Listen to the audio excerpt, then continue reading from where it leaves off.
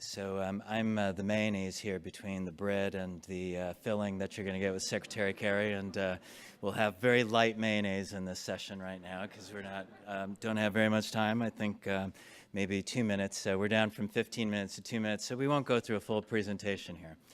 Let me tell you who I am. I'm the head of the Energy Resources Bureau in the State Department. It's a relatively new bureau, and indeed today is our second anniversary, which we're extremely excited about.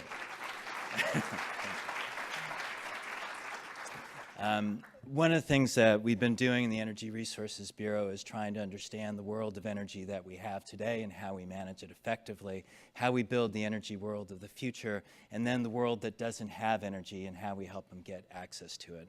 What I wanted to do today is talk a little bit about the intersection between challenges on energy, climate, and sustainability, because they are fundamental to our ability to continue into the future and to the next generation and the planet that we leave our children.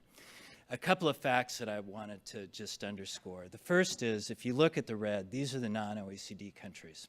So in 2012, we passed to a phase where the majority of the energy in the world was actually consumed by the non-OECD countries, and they account for virtually all of the growth in energy demand into the future. So for those of you who are not from OECD countries here, you're the ones who are going to be driving that principal source of energy demand. This is why there are new challenges in energy governance, because the IEA only has members from the OECD countries. And this is why we need to think about something in the United States that we haven't had to think about before. How you meet your energy demand in places like China or India or Brazil or South Africa or Nigeria is fundamental to the stability of global energy markets, the prices that we all pay, and it has an impact on our economic growth. And so we're all tied into these sets of challenges together. Population growth. So the population between now and 2050 is going to grow by about 2.5 million people. There are about 2.5 billion people. There are about 1.3 billion people who don't have access to electricity in the world. So let's think about a world where we have to bring in over 3 billion people into some form of energy economy. We need to think about coal. Coal is the largest single source of CO2 emissions that we have in the world, and its use is growing. If we look at China, just to give you a sense of the scale, China right now consumes coals for about 68% of its energy requirements. By the year 2035, that will decrease to about 51%, and yet the absolute volumes will still continue to increase. The scale of this is enormous. In the ASEAN countries, coal as a share of energy use is going to be increasing from about 31% to 49%. In Asia, these trends are particularly acute. So the challenge that we have to ask is, how do you create the potential for diversification in a way that provides for economic competitiveness and energy security as well? A fundamental question that we have to answer. And the other thing we need to keep into account is that the course that we're on right now is not going to get us to a sustainable solution. So the red line is the business as usual line.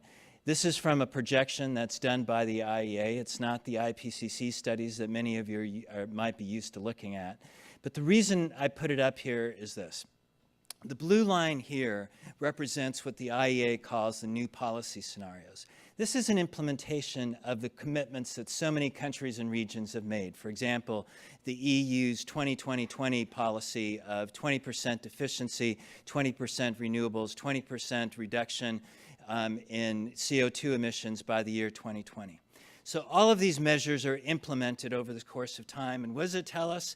Well, it tells us that eventually you'll get a stabilization of CO2 equivalent at about 650 parts per million, that the temperature, the probability range in which the temperature will settle will be at about 3.5 degrees increase centigrade. And for anybody who's been following the climate debate, where you know that the maximum amount that we can tolerate without the cataclysmic effects of climate change, that would be 2 degrees. So we have to change the path that we're on, because even the new policies that are being put on the table are not getting us to where we need to be. Where are the solutions? This comes from a World Bank analysis, and it gives us some interesting insights. And one of them is, as Senator Sheehan was saying, the importance of efficiency, which you see at the top in terms of the most impactful kinds of solutions that can be put on the table. The importance of carbon capture and storage you see over on the right-hand side. Unfortunately, what you also see is that it's still in the category between unproven and technically viable, and certainly not commercially viable at this point. And so what are some of the things that we know that we can do? Well, the first thing is building efficiency, because if you take the combination of population growth, you take urban growth together with it, and you look at a country like China or India, and here's the reality: 70% of the buildings that are going to exist in 2030 are not built today. So if you can change the standards and the codes by which they're built, you can fundamentally change the nature and the structure of energy demand for the future. That seems like a low-cost, absolute win that we can all work on together. I wanted to show you this for one particular figure. $16.9 trillion.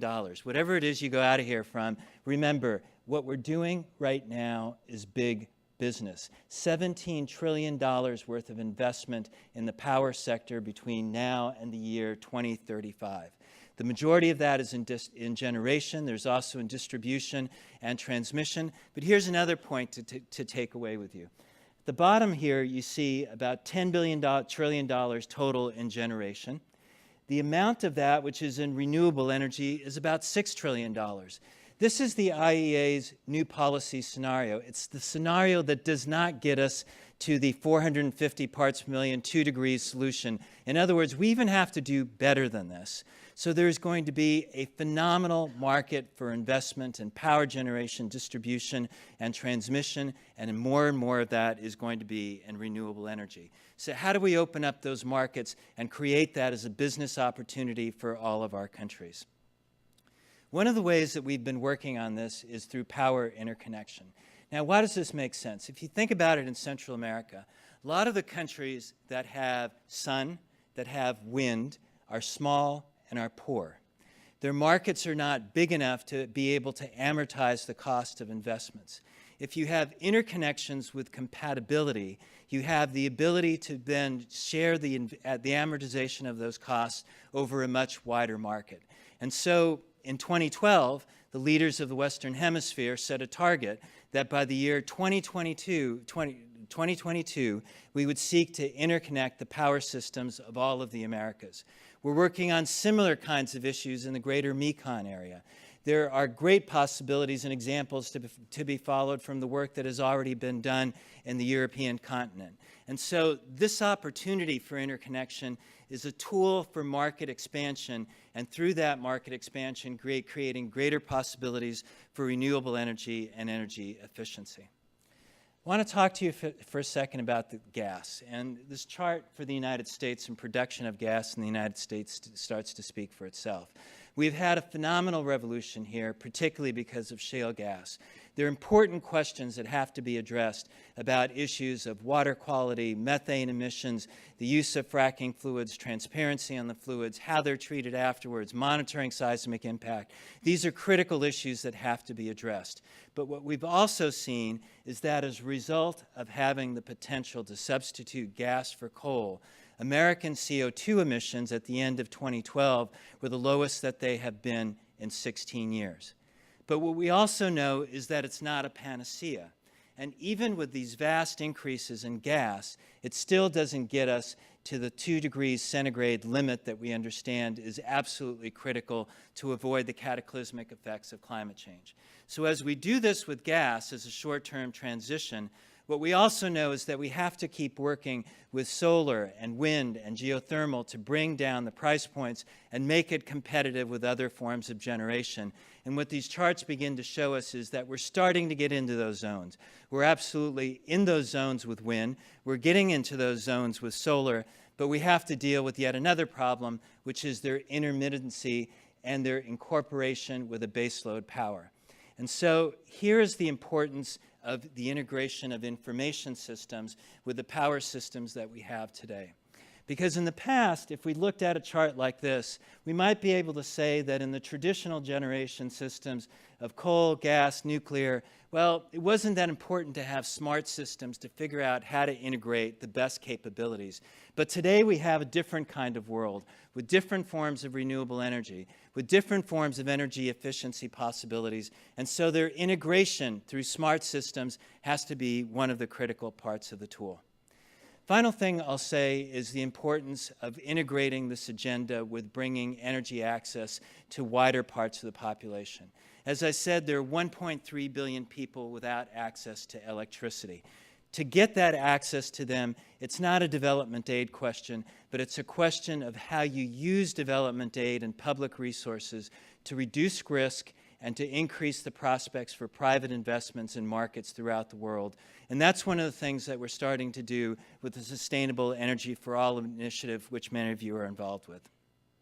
You've heard a lot about the importance of greening embassies. The reason that we stress this is that we're changing in our practice the kinds of policies that we have to address to be able to achieve success on the wider issue. The integration of an energy policy with a climate policy in a way that allows us to promote the sustainability of the planet, while at the same time addressing the core and fundamental economic needs that we have in all of our countries. That fundamentally is the challenge that we have today, and that I hope all of us can continue to address together. And I'm going to stop there and give the opportunity for someone yet more illustrious to come and speak to you in just a couple of minutes.